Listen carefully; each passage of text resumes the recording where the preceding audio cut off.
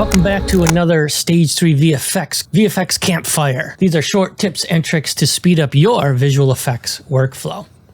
Just to give you a quick primer on what these campfires are, these aren't button pushing videos. Where is this feature? Where is that button? We're not doing that here.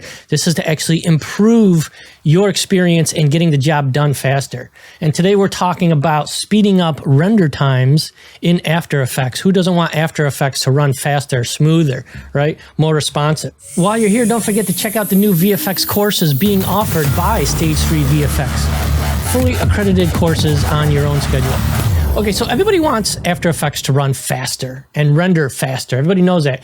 And improvements have been made in the latest versions. Today we are working in After Effects version 2022. And those improvements like multi-frame rendering, those are great and everything. But short of buying a whole new computer, which is what a lot of people just say, hey, just go upgrade to the latest and greatest, that's not really a useful tip. You could also set up like render watch folders and stuff like that, but that just moves the work to another computer, and that will be talked about in another campfire. But let's assume you have only one computer, you're working on the fastest computer that you can afford, and there's no option for upgrading. What can we do to get After Effects to render a little bit faster?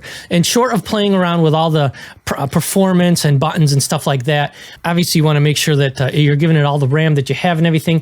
How do we change our workflow, our system of doing things, so we're not always waiting around for movies to come off the queue? First of all, this workflow is going to help you if you're working with large After Effects projects. If your After Effects project is only one or two layers and a couple of sound bites, this workflow is not really going to be advantageous for you.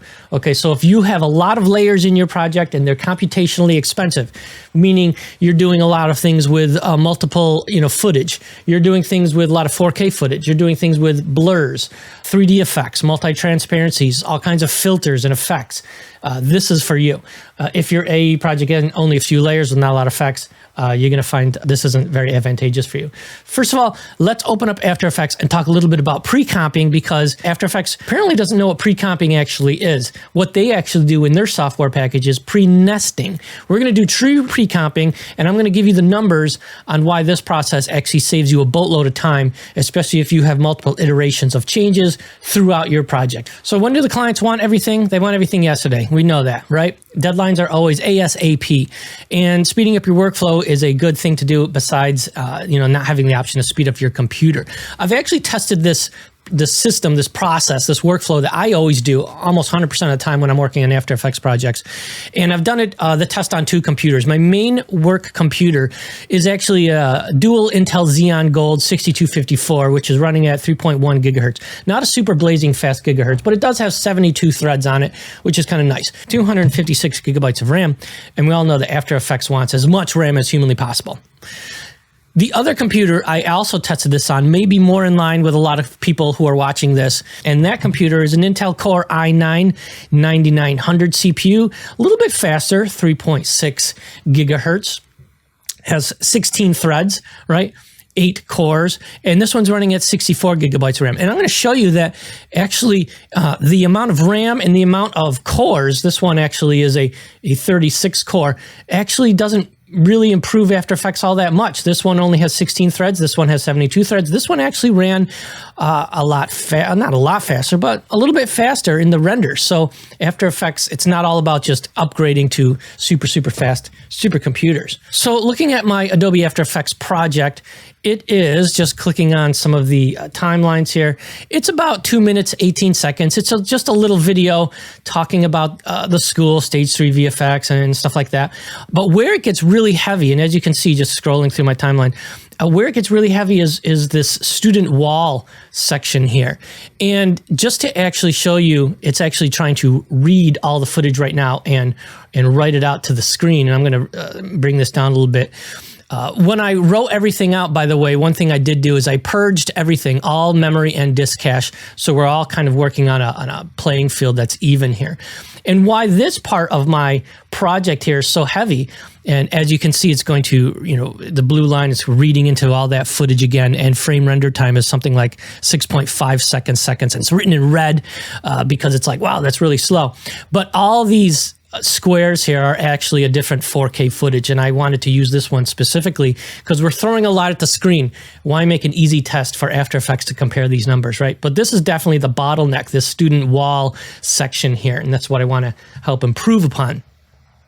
So I'm working on something that has something like 3,300 frames of, hard and easy kind of sections to the After Effects file. Now, one thing that you may notice is I talked about pre-comp, and pre-comp, true pre-comping in visual effects compositing, whether you're working in Nuke or After Effects, is writing out the frames, flattening them down, so then when you bring them back in, they read very quickly as a sequential frame sequence. Okay, when you have a bunch of layers here and you want to pre-comp it in After Effects, it gives you an option to pre-comp, but guess what?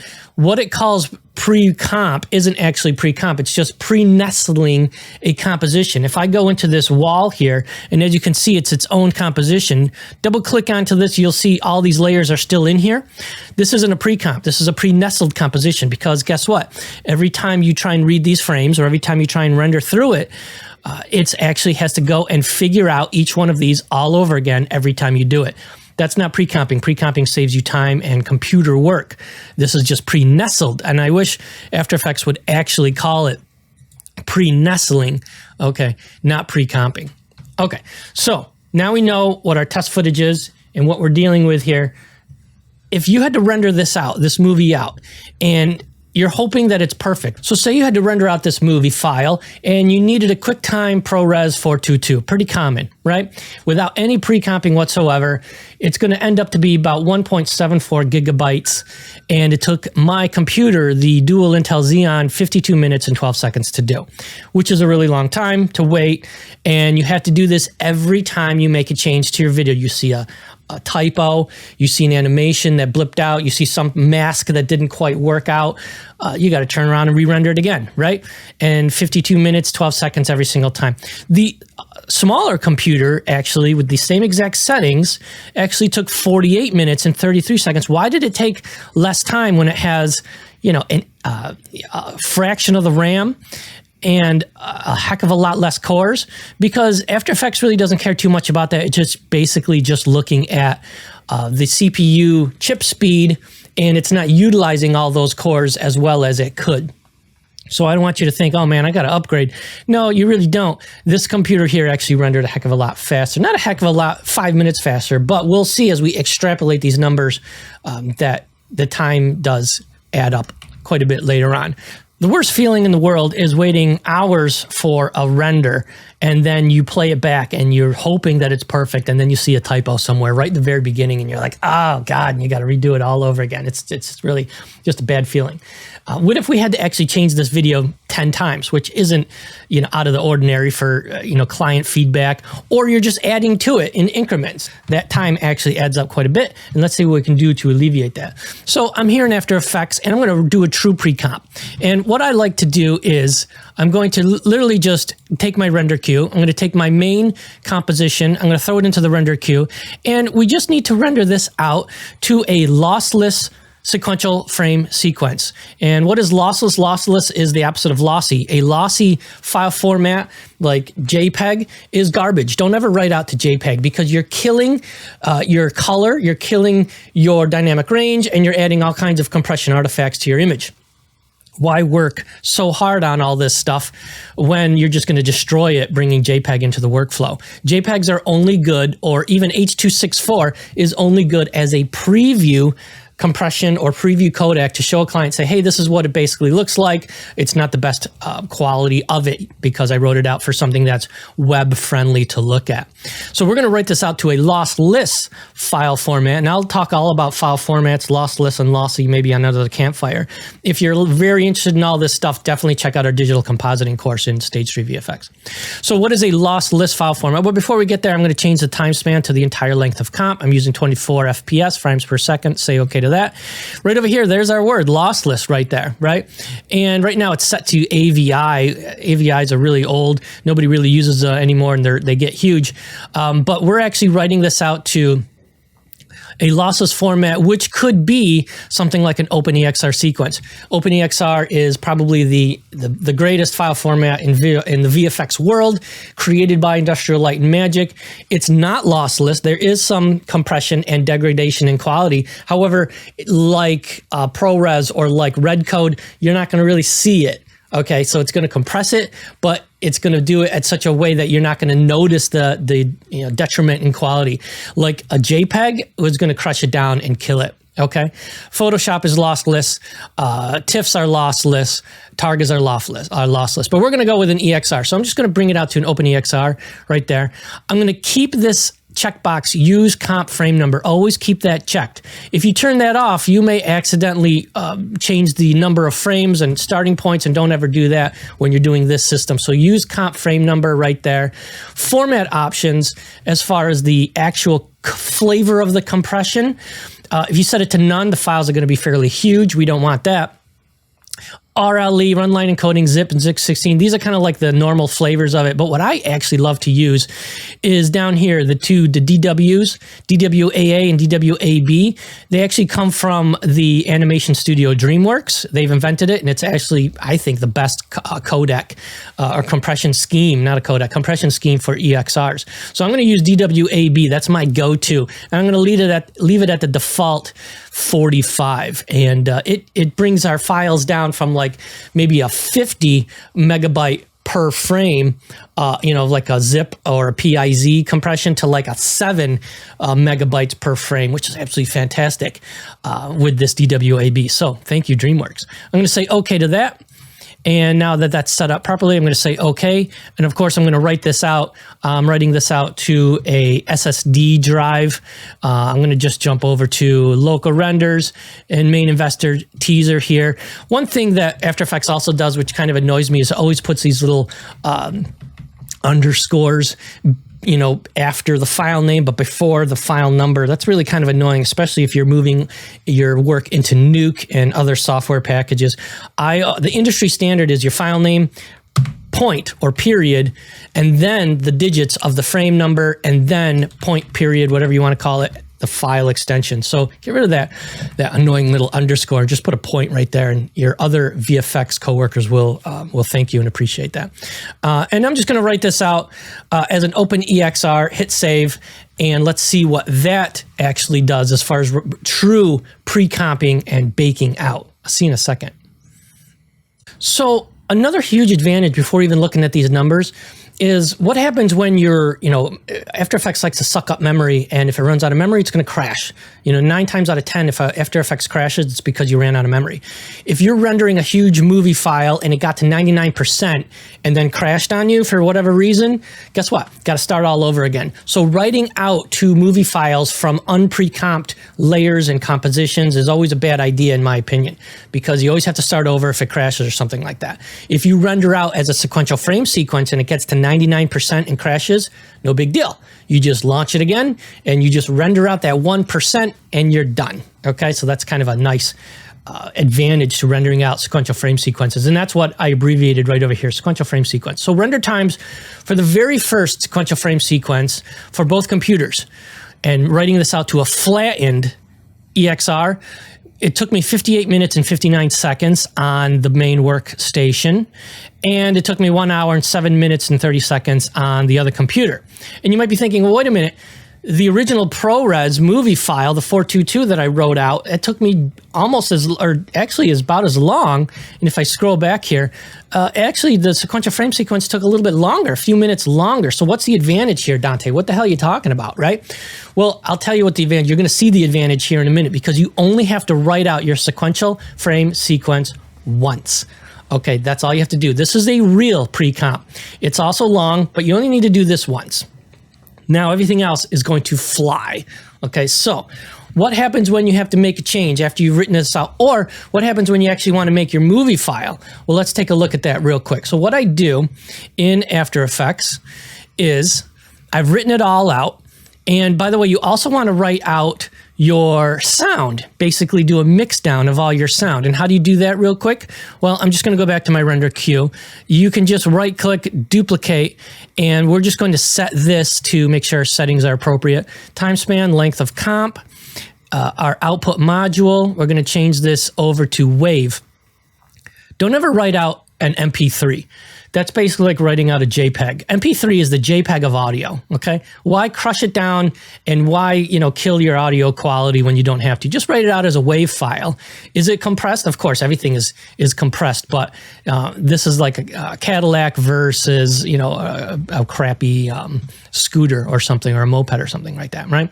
I like to kick it out as the default settings, 4800 kilohertz, 16-bit stereo, you're good to go, okay? Just say okay to that and save your WAV file, you know, in the same folder. I'm going to call it, doesn't matter what I call it here, just hit save, and guess what? I hit render, and audio renders out in seconds. Look how fast that goes. Okay, so audio does not really give you any kind of file size hit to your movie file. It's super small, and it always renders out super fast. Going back to my main composite here, I'm going to actually create a new folder, and maybe I'll just call this Precomp, okay, or Real Precomp, or whatever. And in our Precomp, I'm going to right click, I'm going to import in as a file the actual true baked down sequential frame sequence that I just wrote out, which is this EXR, open EXR sequence. I'm going to say import to that, okay? And I'll just throw this right into the Precomp. And let's also bring in our waveform that we just wrote out, because you're going to need both, right? So here's our waveform right there, and I'm going to throw that in the Precomp as well. Okay, so right now we only have one composition in our After Effects file, but we're going to need two. Okay, so I'm just going to right click on this sequential frame sequence, and I'm just going to say new comp from selection. And you can call this anything you want, but this composite here is actually the true composite, the final composite that you're going to use when you render out your final movie. Okay, and I have a composite here, and I'm going to throw the WAV file in as well. They're both exactly the same thing. One thing you're really going to notice is if I go back to my main timeline with all the layers and all the effects and all the embedded footage, and I scroll around, I wait for the blue line, and it takes forever. And if I just kind of want to scrub through this, pack a lunch. Okay, it's going to take a long time, especially when I'm looking at the student wall or whatever. It takes forever. Right, and this is really no way to work. But scrubbing through my flattened sequential frame sequence, look how fast this thing scrubs through. Okay, I could zip through it. I could almost preview it and play it in real time. Boom, right, and it's good to go. So you're already seeing an advantage in seeing what the animation looks like and scrubbing through and making sure that, you know, you're not seeing any mistakes as you go through it. And my WAV file is right there. Now, whenever you create the final ProRes or H.264, whatever you're exporting out to as a movie file, you do it from this composition, not from the one that's not baked down, okay? Because this one is going to run super fast for you. So if I go to my render queue and throw this one as, and actually what I like to do is maybe just rename it and just call this sequential frame sequence, flattened, whatever you want to call it. Okay, so you know that this is the one that you're going to write out, and you just bring that down into your render queue. And if I change these settings over to length of comp, say okay to that, change this over to, say, QuickTime, ProRes 422 is set, good to go. Say okay to that, and then, you know, save it to wherever the file is. What are those numbers? We're going to analyze those numbers here in a second. But now you're thinking, well, wait a minute, what about getting back to if I have a small change? Here's the key to this workflow. If I have a small change, like if I scroll right over here and I realize that I made a mistake in spelling something. Right over here, maybe I spelled something wrong. Pretend I spelled accelerated wrong. If I go in here, double click and change whatever word I needed to change, then when I need to, you know, look at that change and render that out, here's the key to this. Take your work area and shrink that way down to only the area, the animation that, of course, you made that change in. And when you render that out again, you obviously just go to the render queue. You can duplicate the sequential frame sequence that you made earlier, but in the custom settings, make sure that the time span now says work area only. What does that do? That's going to render and bake down all your frames, but it's only going to take a few seconds, maybe a minute tops. And now you're making your changes and you're changing timing and wording and whatever. And these updates are going very, very, very quickly. Back to the numbers when we do this, if you actually go back and keep writing out your entire length of comp of your flattened sequential frame sequence, then you're completely negating the advantage of this workflow. Okay, so you can make sure that that is definitely what you have set in that. So now, what are we looking at for final numbers of this workflow of rendering out, not to a movie file, but rendering out to a sequential frame sequence flattened one time, and then just rendering out little slices of changes or additions at the end every time. And of course, once I render those out, if I render out that little sequence here, by the way, I rendered out this little change in text. Do not forget to go back up to where the flattened files are. Keep them in the same place all the time. Right click and make sure you reload that footage so those flattened files are exhibited again into your other composition. And you'll see that that's finally updated right in there. And then you render that back out again. So let's take a quick look at some of these actual numbers to this process. So again, only render out the work area of any changes or additions you make to this. It only takes seconds to minutes, depending on the length of the change. The real return on workflow improvement is now coming up here. So say, for example, the final process, I take my sequential frame sequence and I render out my QuickTime, or I render out whatever I need in H.264 video. Every time I now render that out, guess what? Instead of an hour, my ProRes render 422 took 6 minutes and 15 seconds on my dual Intel Xeon Gold workstation. On the other, the smaller computer back there, only took 3 minutes and 31 seconds. Okay. To create a ProRes 422 render from flattened out. Why?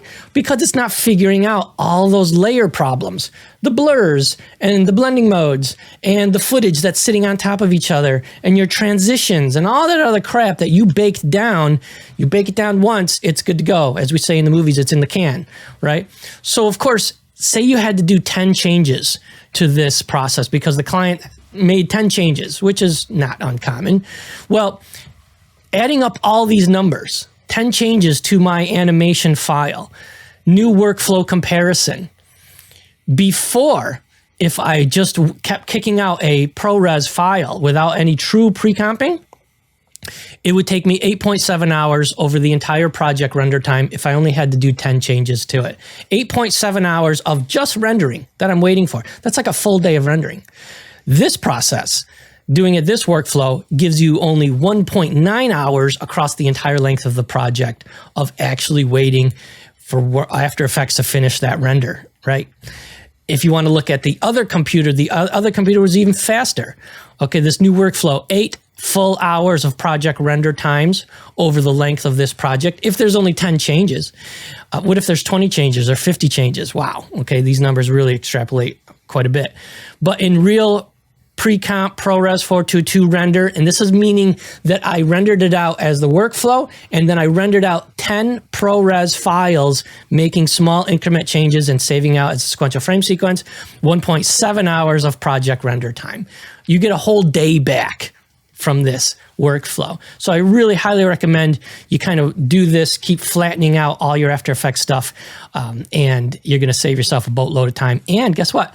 We didn't have to upgrade our computer at all. We're working with the same computer that we were working with before. We're just changing the way we worked, right? As they always say, work smarter, not harder.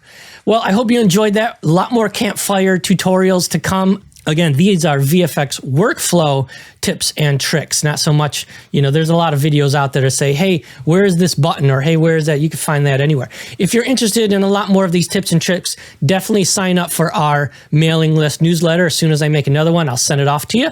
As well as if you're interested in learning a lot more about visual effects, you're new to the industry, definitely check out our school. It's fully remote. It's called Stage 3 VFX. Go to stage3vfx.com. And the advantage to our school is that you can also get a degree. You get an associate's degree. You can get an official digital certificate. You can do whatever you want to do. It's always great to have an accredited degree. So Stage 3 VFX. Go check it out. And I will see you in the next campfire. Thanks, everyone. Ciao.